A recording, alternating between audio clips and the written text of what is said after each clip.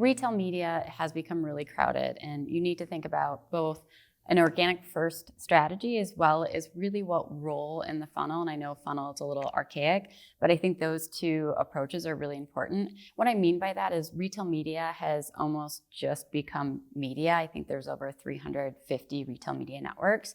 And in context of talking about organic, it's really, I think, needing to think about the role of endemic. And so the brands and products and clients that we have that are really still trying to compete within that retail media environment to sell their product on that platform. And CPCs are going up. It's becoming way more crowded, way more competitive. And so a big focus that my organization has that I think is really successful for our clients is to think about how you optimize that organic experience and that organic positioning first. So, content and the language that you use in your brand story and your PDP are still really important to drive up that visibility and really drive that conversion and positioning within that environment. And I think that that's something that you always need to be thinking about versus how do you spend more money and more dollars to drive more clicks. Well, that kind of sets up the next question I had. Retail media has become firmly established in the advertising landscape. So given this maturity that retail media has reached, wanted to know, what do you think is broken about return on ad spend as the primary metric, and what should brands be measuring instead?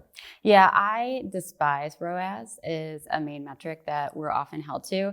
I understand it because I do think that many of our clients are still held to a ROAS goal, and so we really need to make them successful. But I have to be honest, I despise ROAS. I hate ROAS as the main metric. And the biggest reason for that is going back to what we just talked about of organic, is that if you're constantly optimizing to ROAS, you're only optimizing to paid metrics, which means you're not, again, thinking about the overall position of your brand. And you may actually be bidding or ultimately competing with yourself. You may be buying a placement that you were winning organically anyway. And that's really what the consumers think is more valuable in the first place. So metrics that are more thinking about, are you driving incremental growth? Are you driving that visibility? Are you driving that consideration and optimizing to those KPIs? That's really where you're going to win.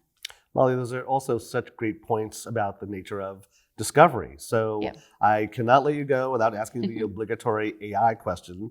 And so with that in mind, I wanted to know, how is AI changing the ways consumers search and discover products?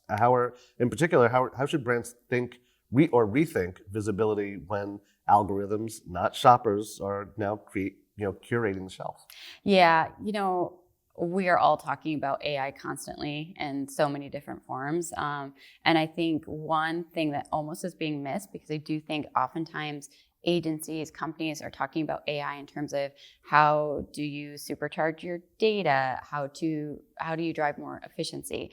But for us, it's really more important to be thinking about, or equally as important maybe, to be thinking about how it's impacting how discoverable a brand is. And what we mean by that is, for the longest time, SEO, I feel like the under-recognized kind of practice within every organization is constantly thinking about visibility in terms of essentially the standards that Google sets. But the LLMs have changed that enormously. And what we're seeing is, when we audit, is that how content is structured, how pages are structured, how PDPs are structured, actually isn't necessarily appealing to those agents. And so our brands, where we had them well positioned to be discovered, aren't being discovered in this new way that consumers are shopping. And so we're really rethinking creators, we're rethinking content, and we're having to really respond on behalf of our clients and our brands to make sure that they're discoverable in this new age of how consumers are consuming content.